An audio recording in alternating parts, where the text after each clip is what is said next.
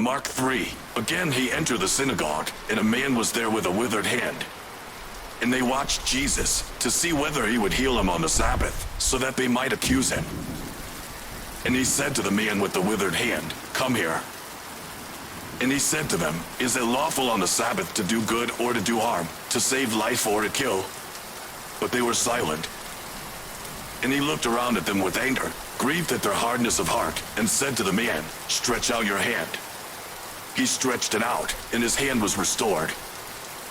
The Pharisees went out and immediately held counsel with the Herodians against him, how to destroy him.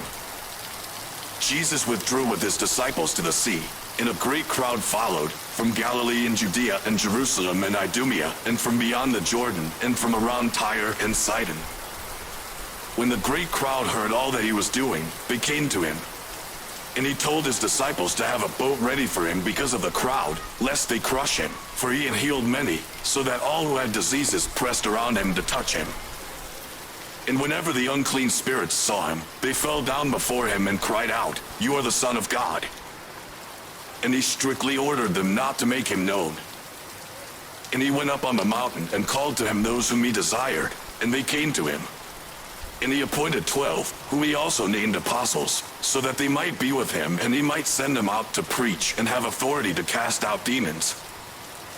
He appointed the 12, Simon, to whom he gave the name Peter, James the son of Zebedee, and John the brother of James, to whom he gave the name Boanerges, that is, sons of thunder, Andrew, Philip, Bartholomew, Matthew, Thomas, James the son of Alphaeus, Thaddeus, Simon the Zealot, and Judas Iscariot, who also betrayed him.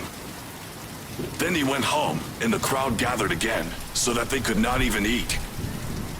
And when his family heard it, they went out to seize him, for they were saying, "He is out of his mind." And the scribes who came down from Jerusalem were saying, "He is possessed by Beelzebul, and by the prince of demons he casts out the demons." And he called them to him and said to them in parables, "How can Satan cast out Satan? If a kingdom is divided against itself, that kingdom cannot stand. And if a house is divided against itself, that house will not be able to stand. And if Satan is risen up against himself and is divided, he cannot stand, but is coming to an end.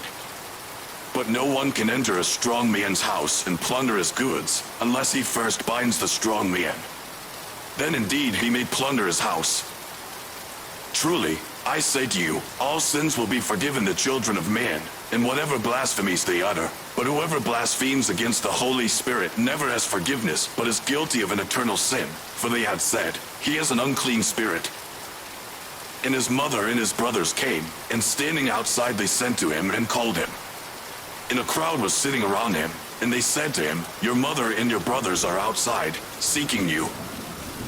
And he answered them, "Who are my mother and my brothers?" And looking about at those who sat around him, he said, "Here are my mother and my brothers. For whoever does the will of God, he is my brother and sister and mother."